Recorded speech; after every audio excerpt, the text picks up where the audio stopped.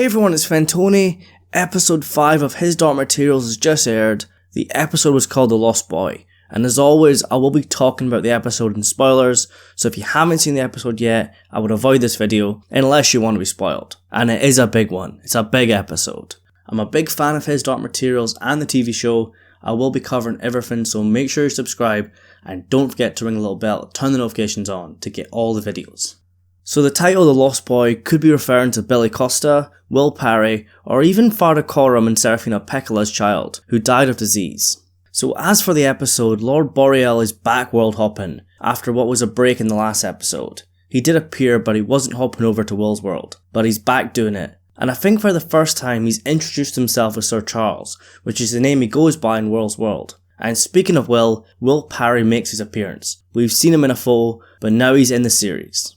And if you remember, he's the son of John Parry, who's also known in Lyra's world as Stanislaus Grumman, and that's the man Lord Boreal's on the quest to find.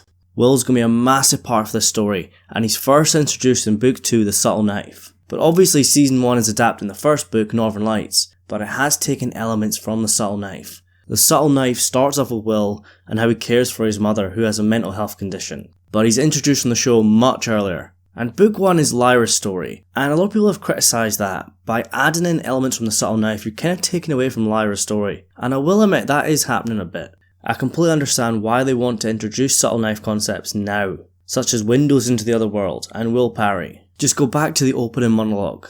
A child who is destined to bring about the end of destiny. If told what she must do, she will fail, but she won't walk alone. There is a boy whose fate is bound to hers. Together they will change everything.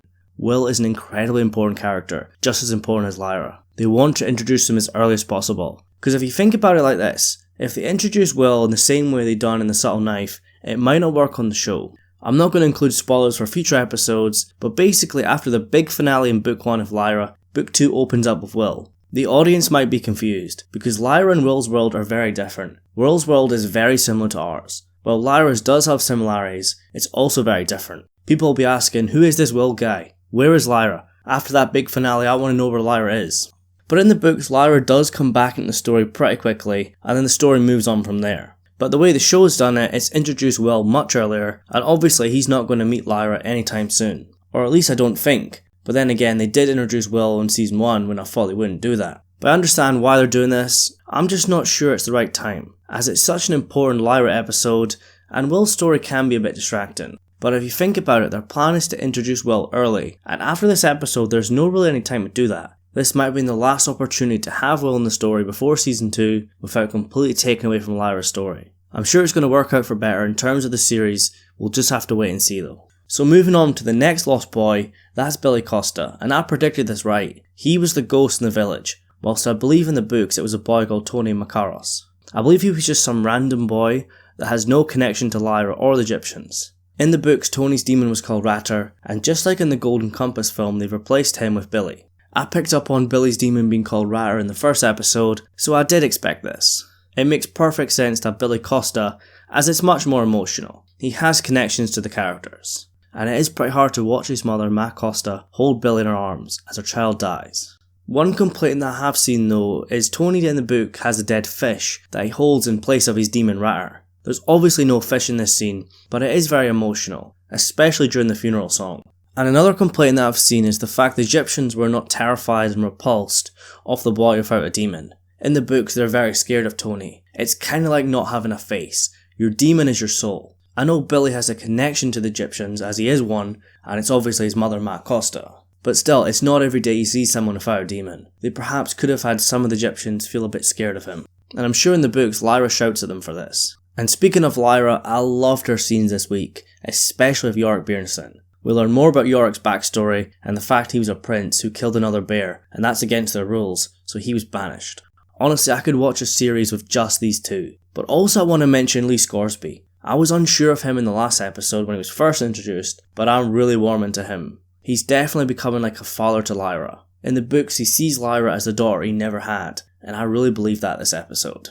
And at the end of the episode, Lyra's been captured and she's been brought to Bolvangar, where they're cutting children's demons from them. We've seen what happened to Billy Costa, and it looks like Lyra's been lined up next, as the doctor does say that Lyra is near the age of maturity and her demon will have its permanent form soon. And after what's happened to Billy, Ma Costa, Fada Coram, John Fa, Yorick and Lee, they're going to be on the hunt to save Lyra. We've got 3 episodes to go in season 1, and they're going to be big episodes. Some people have criticised the slow pace of the series, some people say it's very boring, but the story's really going places now. You need these slower episodes that build the story up, and guys, it's going to be worth it. If you're still unsure of it, I promise you, stick around. I feel these last 3 episodes are going to be very special, and all the build-up's going to be worth it. We also have the first introduction of Serafina Pekkala. She's a witch who had a relationship with Fada Coram, and they had a son together, who died of a disease. I believe when a witch and a human have a child, if it's female she'll become a witch, but if he's male he'll stay human. Witches age much slower than us. I believe Serafina said she's over 300 years old, but she still looks very young, whilst Fada Coram is an old man.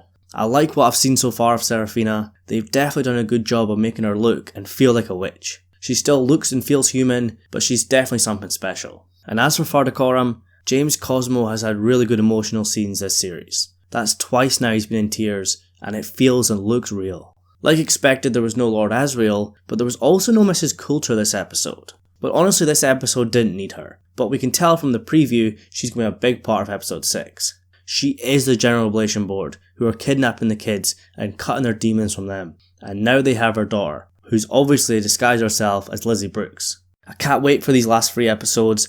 Northern Lights is one of my favourite books, but I think just like every episode there are going to be some changes. Some we like, some we don't, and there's definitely going to be more of Will Parry. I'm just not sure how season 2 is going to be affected by this. They've just wrapped filming for season 2, and The Subtle Knife is the shortest book in the series. So perhaps season 2, which is going to adapt The Subtle Knife, might take elements from the Amber Spyglass, and of course add new material. But I want you guys to post in the comments below your thoughts on episode 5. This is definitely one of my favourite episodes. I loved everything concerning Lyra. I'm just unsure about the timing of the introduction of Will Parry. Perhaps they could have done it earlier, but of course they had to focus on Lyra. If they want to put Will in season 1, this is probably the last opportunity they had. Because after this, there's just so much in there, so many big moments. Anyways guys, thank you so much for watching. Click here to learn about the Game of Thrones Season 8 DVD commentary, where they reveal some secrets and other stuff from the final season. Also, don't forget to like, comment, subscribe, and I'll see you in the next one.